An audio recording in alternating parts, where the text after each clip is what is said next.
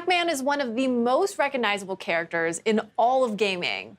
But a dark alternate take on the iconic Hungry Hero as a 2D action platformer is coming when Shadow Labyrinth launches July 18th. And Noah is here to talk more about it. How's it going, Sydney? It's going fantastic. Good. You actually helped us to announce Shadow Labyrinth at the Game Awards last December. I did. It was a great honor, and I am glad to be the harbinger of Dark Pac-Man and revealing some new gameplay today. That's right. In Shadow Labyrinth, players will take on the role of Swordsman No. 8, accompanied by a familiar-looking yellow orb known as Puck, and explore a mysterious and hostile planet. Puck, as in Pac-Man, the arcade game's original name? That's right. You really know your Pac lore. There's lore?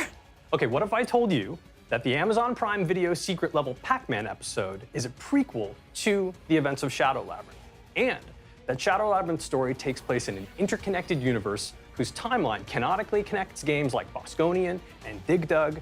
There's even a big reference to Splatterhouse. Oh my gosh, well, that is crazy, and I am so here for it.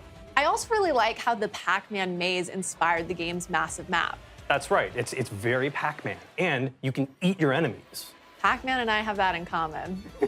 I'm kidding. But isn't that the most important thing about Pac-Man? So are there other Pac-Man things twisted to the dark side? Yes, and Seigo Aizawa, Shadow Labyrinth's producer, has prepared a message just about that. 皆さんこんにちは。7月18日発売予定のシャドウラビリンスのプロデューサーの相沢です。今年はパックマン45周年でメイクインパクトがテーマになります。今回はゲーム内で対峙することとなる G ホストと呼ばれる存在の最終形態と一部ゲームプレイをお見せしたいと思います。パックマンでおなじみの敵キャラゴーストたちを再解釈したシャドウラビリンス版 G ホストをお楽しみください。勘のいい方であれば何かにお気づきになるかもしれませんね。それではスタジオにお戻しします。どうぞ。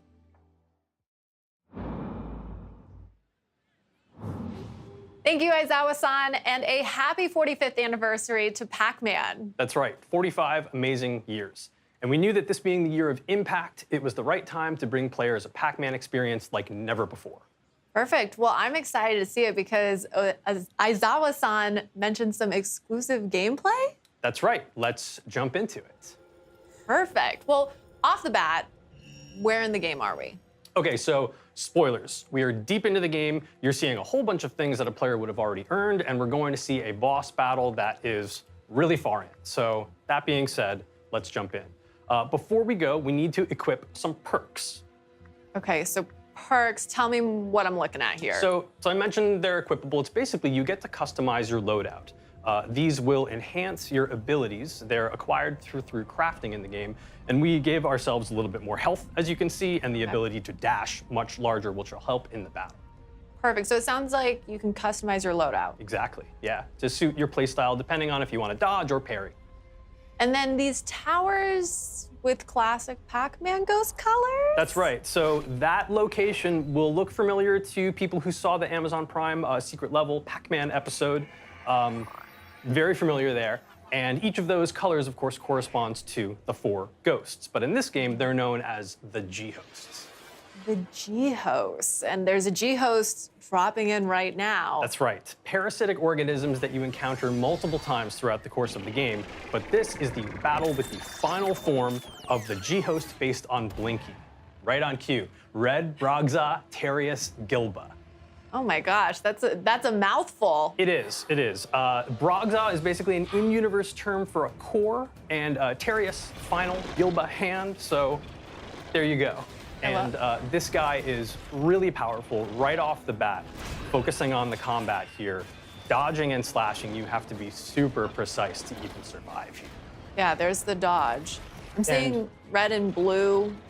That's right. So his face will flash red and blue. If it flashes red, it means you can parry his attack. And blue means you need to get the heck out of the way, which we just did using the grappling hook.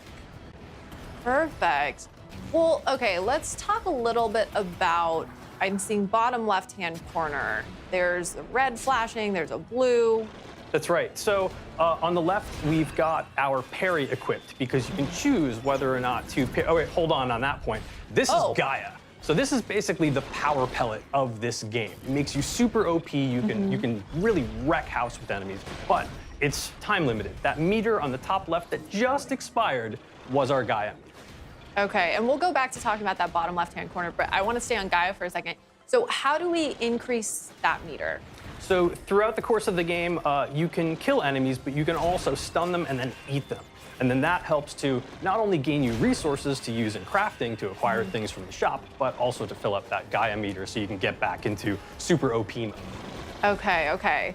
So now going back to the bottom left, it sounds like one of those is defensive and one of those is offensive. Is that always the case? That's right. So you would have seen, so it can be the case depending on what you equip. Oh, okay. And but right now, the left trigger is parry, and the right trigger is, or the right triangle is Puck Spark, which is basically a stun move.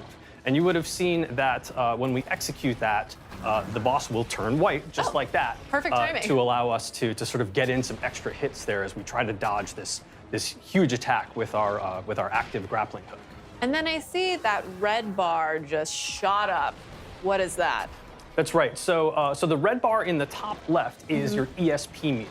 And so this will be consumed in larger, smaller chunks based on a variety of different moves. So there's using Puck Spark, there's even dashing, using your grappling hook, so everything consumes that. So you need to be really careful with what your moves are and be strategic, because otherwise, if you run out of ESP, then you won't be able to do anything and you'll be dead in the water. You can't even dodge?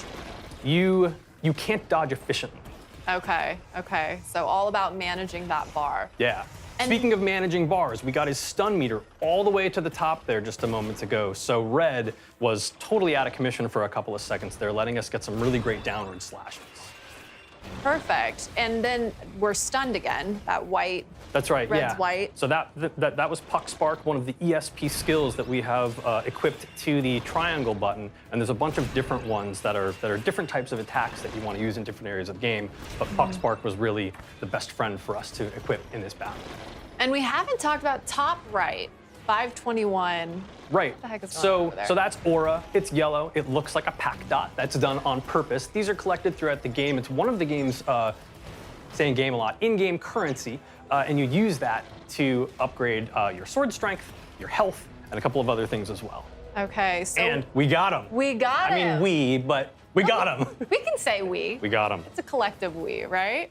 But this is only one of 4 of the G-hosts that you will encounter throughout the game, but also these big final battles at the end. And real fast, G-host, does that stand for something? The G does stand for something, but I don't think I should reveal that just yet. Just at a time. Just at a time. Well, thank you so much for that reveal and deep dive. When does Shadow Labyrinth come out again? Shadow Labyrinth comes out later this month on July 18th, coming to PC and consoles. There is a really cool collector's edition available from the Bandai-Namco store. It includes a game map that has UV-activated secrets, pins, like my little puck right here, an art journal, and much more. Perfect. You could match. We could all match Noah. I can. For more, check out the Shadow Labyrinth channel in the official Pac-Man Discord server and follow Shadow Labyrinth Game on Instagram.